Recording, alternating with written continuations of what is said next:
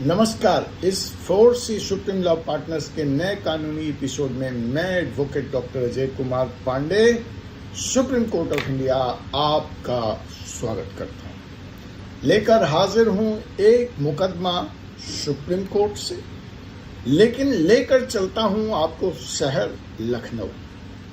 हाँ, नवाबों का शहर लखनऊ या बुलडोजर बाबा योगी आदित्यनाथ का राज्य उत्तर प्रदेश।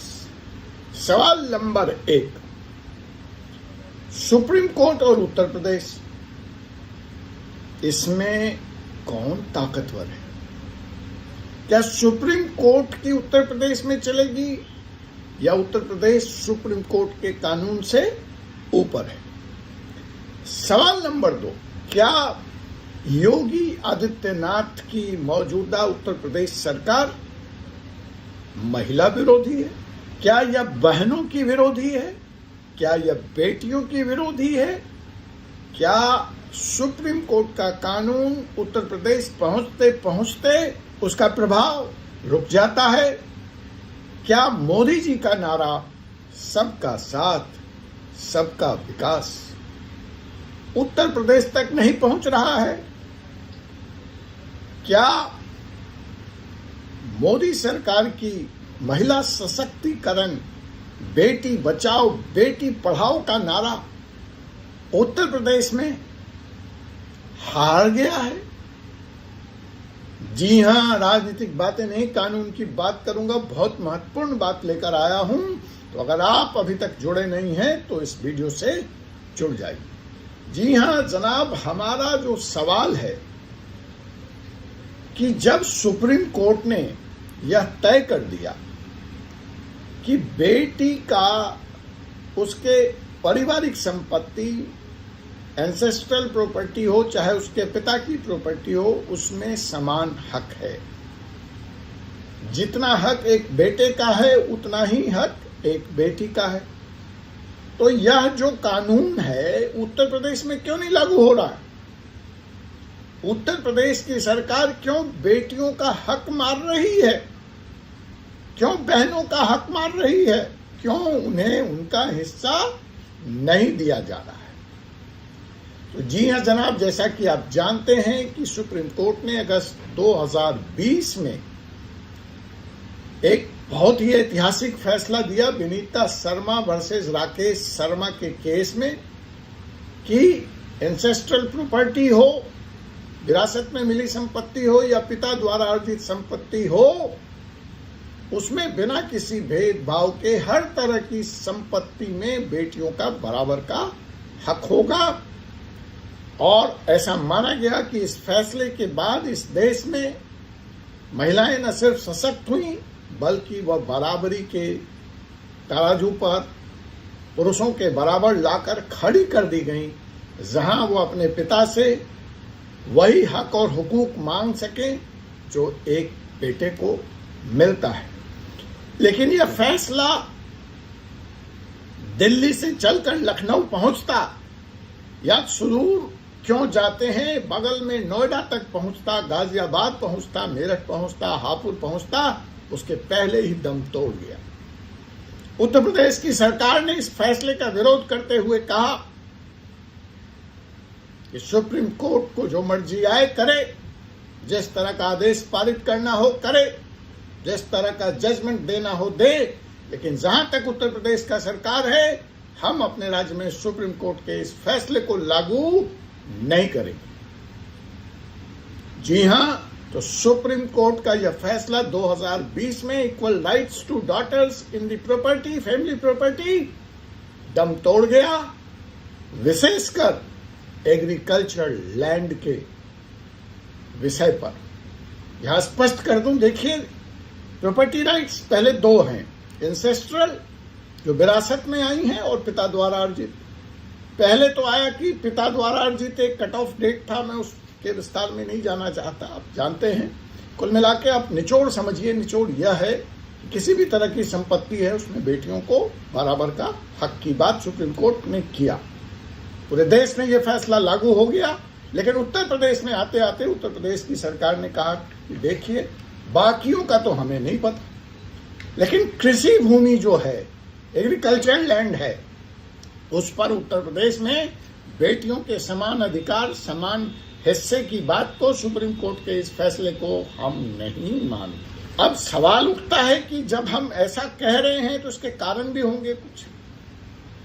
अब वो कारण तो सरकार बता नहीं रही, लेकिन जहां तक मैं समझता हूं, आप समझते हैं जो ये लोग वीडियो, यह कारण ऐतिहासिक है, क्योंकि उत्तर प्रदेश राज्य जहां कृषि आज भी बहुसंख्यक लोगों के जीवन का आधार है, उनका मुख्य व्यवसाय है और वो मेल डोमिनेटेड है, उसमें पुरुष समाज का ही सदा से वर्चस्व रहा है, इसलिए उसमें महिलाओं की हिस्सेदारी या भागीदारी को बर्दाश्त करना उत्तर प्रदेश के समाज के लिए फिलहाल आसान नजर नहीं आता।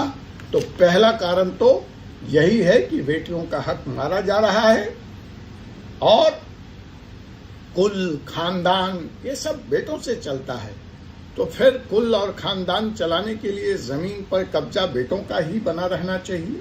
ऐसा माइंडसेट है उत्तर प्रदेश में, ऐसा बहुसंख्यक सोच है, और ऐसी स्थिति में सरकार के सामने एक बहुत बड़ी चुनौती है कि वह इस ट्रेडिशनल माइंडसेट से, इस सोच से पुरुष प्रधान समाज में किस तरह से निपटें और सुप्रीम कोर्ट द्वारा दिए गए फैसले को अपने राज्य में लागू करें।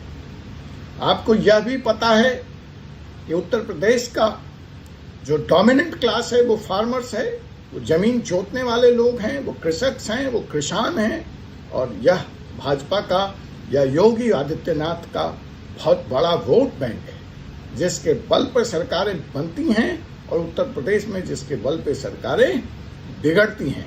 ऐसी स्थिति में राजनीतिक कारणों से भी उत्तर प्रदेश की सरकार, योगी आदित्यनाथ की सरकार, किसानों से बैर नहीं करना चाहती और इस प्रोग्रेसिव, इस आगे बढ़ने वाले इक्वलिटी के फैसले को लागू नहीं करना चाहती, क्योंकि बहुसंख्यक का इस पे सपोर्ट नहीं। अर्थात कानून और राजनीति के बीच में जब जंग होगी तो कानून हार जाता है।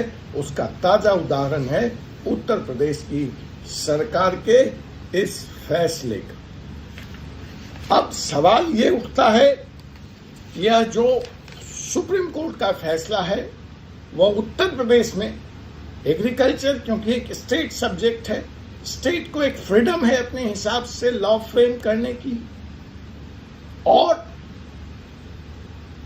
सुप्रीम कोर्ट के फैसले के तहत जो बुनियादी जरूरत कानून में करने की है उसको न करने की। इसलिए फिलहाल उत्तर प्रदेश में सुप्रीम कोर्ट का यह फैसला महज एक कागज का टुकड़ा है, बहनों के लिए, मां के लिए, बेटियों के लिए, और न जाने अभी उन्हें कितनी लंबी लड़ाई लड़नी पड़ेगी सुप्रीम कोर्ट के फैसले को अपने हक में, अपने पक्ष में कम से कम उत्तर प्रदेश में लागू कराने के लिए।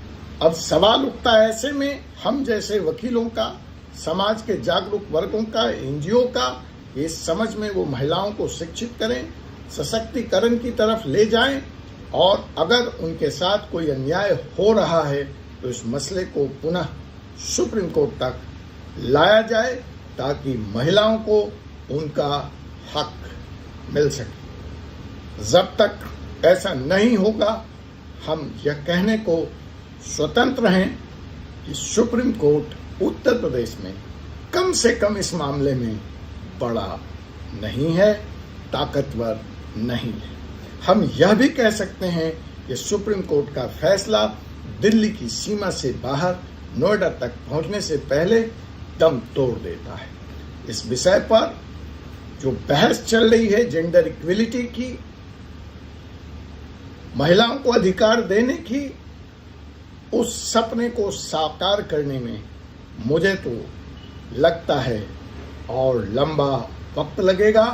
कम से कम उत्तर प्रदेश जैसे राज्यों में जहां योगी आदित्यनाथ की सरकार सुप्रीम कोर्ट के इस फैसले के साथ खड़ी नहीं दिखती है।